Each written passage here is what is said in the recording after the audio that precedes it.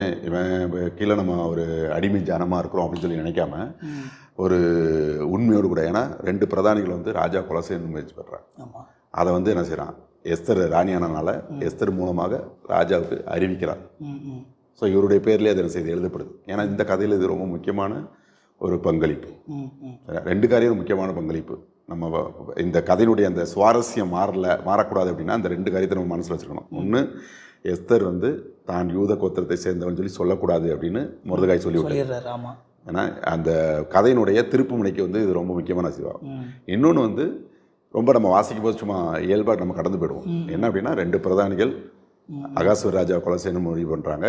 அது இந்த திட்டத்தை இவர் என்ன செய்கிறாரு, தெரிவிக்கிறாரு. இவருடைய பேரில் அது குறிக்கப்படுது. ஸோ நீங்கள் அந்த கதை அந்த கதை சாரம் அதை பார்க்கும்போது எல்லா கதையிலுமே வந்து ஒரு வில்லன் இருப்பான். வில்லன் வந்தால் தான் அந்த கதையில் வந்து ஒரு சுவாரஸ்யம் வரும். இப்போ இந்த சம்பவத்தில் யார் வில்லனாக வரா, அது இந்த சூழ்நிலை எப்படி மாறுது?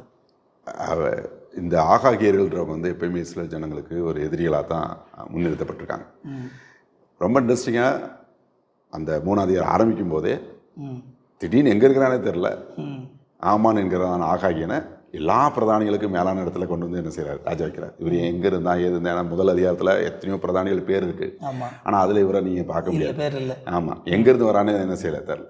சரி, இன்னொரு வார்த்தை சொன்னால், தேவனுடைய பிள்ளைங்களுக்கு பிரச்சனைகள் வரும்போது தான் அவங்க வந்து தங்களுடைய வாழ்க்கையில் எதை முதன்மைப்படுத்துகிறாங்க அப்படின்றது தீர்மானிக்கப்படுது அப்படின்றத நம்ம இங்கே பார்க்கலாம். அவங்க வாழ்க்கை நல்லா போயிட்டு இருக்க வரைக்கும் ஆண்டவரை தேடுவதோ அல்லது அவருடைய காரியத்தை முன்வைப்பதோ இயல்பாக வராது.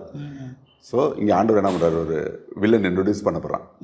வந்த உடனே அவங்க 2 பேத்துக்குள்ளதான பிரச்சனை நம்மளால செய்ய முடியுது, பார்க்க முடியுது. எதனால் வந்து இந்த நபர் ஆமானுக்கு வந்து ஏன் மொர்தெகாய் பிடிக்க மாட்டேங்குது? ஆக்சுவலாக வந்து பார்த்திங்கன்னா, யூதர்கள் வந்து ஒரு மனுஷனை வந்து வணங்கக்கூடாது. ஏன்னா அது நியாயப்பிரமாணத்தின்படி எண்ணெய் இல்லாமல் வேறு தேவர்கள் கூட்டாக இருக்க வேண்டாம். ஆனால் பெர்சிய பாரம்பரியமாக இருந்தாலும் சரி, பாபிலோனியாக இருந்தாலும் சரி, பொதுவாகவே இந்த உலகத்தில் வந்து மற்ற எல்லா மார்க்கங்களுமே வந்து பார்த்திங்கன்னா மனிதனை ஒரு கடவுளாக முன்னிறுத்துகிற முறையை பின்பற்றிருக்கு. ஸோ ஆமான தொழுது கொள்ளணும் அல்லது பணிந்து கொள்ளணும் அப்படின்னு சொல்கிறது தொழுது கொள்கிற மாதிரி. அதை வந்து ராஜா அறிவிக்கிறார். கூட்டத்தோட கூட்டமாக இவன் என்ன செய்யலை, தொழுது கொள்ளலை. ஆனால் அதை கவனித்த ஒருத்தன் அங்கே இருக்கிற ஆளு, நீங்கள் அதை வாசித்தீங்கன்னா தெரியும், ஏன் வந்து நீ வணங்குறதுன்னு கேட்குறேன். அதனால அவன்கிட்ட இவன் சொல்கிறான், நான் ஒரு யூதன், நான் என்ன செய்யக்கூடாது, என்னுடைய முறையின்படி நான் வந்து எந்த ஒரு மனிதனும் வணங்கக்கூடாது. இவனுக்கு என்ன செய்கிறானுங்கன்னா, ஓகே அவனுக்கு தெரியாத வரைக்கும் இவன் இருப்பான், அவனுக்கு தெரிஞ்சிச்சுன்னா இவன் என்ன செய்யலான்னு பார்க்கலான்னு சொல்லிட்டு போய்